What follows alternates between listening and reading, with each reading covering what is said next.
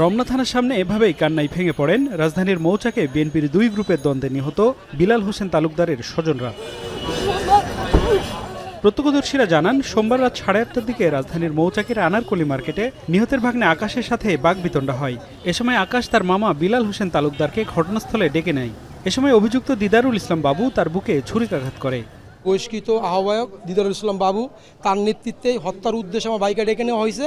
ডেকে নিয়ে হয়ে তার বুকে একটা স্টেপ করা হয়েছে এবং ওই এক স্টেপেই আমার ভাই মৃত্যুবরণ করছে। এখানে ওদের উদ্দেশ্য মূল টার্গেট ছিল আমার ভাইকে মারা, কারণ ওদের চাঁদাবাজির বিরুদ্ধে আমার ভাই দাঁড়াইছিল। আমার ভাইয়ের অপরাধ এটাই। এ ঘটনার পেছনে কার্যক্রম নিষিদ্ধ আওয়ামী লীগের হাত রয়েছে বলে দাবি করেছেন রমনা থানা বিএনপি নেতারা।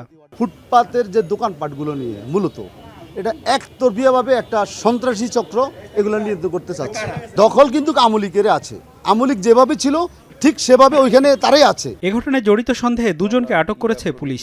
রাতভর অভিযান চালিয়ে তাদেরকে ঢাকার বাইরে বিভিন্ন স্থান থেকে আটক করা হয় বলে জানিয়েছে পুলিশ। ইতিমধ্যে ঘটনায় জড়িত দুজনকে শনাক্তপূর্বক হেফাজতে নিয়েছে পুলিশ। একজনের নাম হচ্ছে রিয়াজুল ইসলাম আর একজন আলামিন মাহিন। তবে পুলিশের কাছে আটক আলামিনের স্ত্রীর দাবি, তার স্বামী নির্দোষ, তাকে রাজনৈতিক কারণে ফাঁসানো হয়েছে। আমার হাজবেন্ডকে অযথায় অ্যারেস্ট করা হয়েছে বাসা থেকে। আর ও যদি খুন করতো, ও বাবুর সাথে পালিয়ে যেত। ও অপরাধী হলে ও বাসায় আসতো না। রাজনৈতিক প্রতিহিংসা ছাড়া আর কিছুই না। মৌচাকে খুনের ঘটনার জেরে অভিযুক্ত দিদারুল ইসলাম বাবুকে বহিষ্কার ও রমনা থানা যুবদলের কমিটি বাতিল করেছে যুবদলের কেন্দ্রীয় কমিটি। আফজাল হোসেন, এখন, ঢাকা।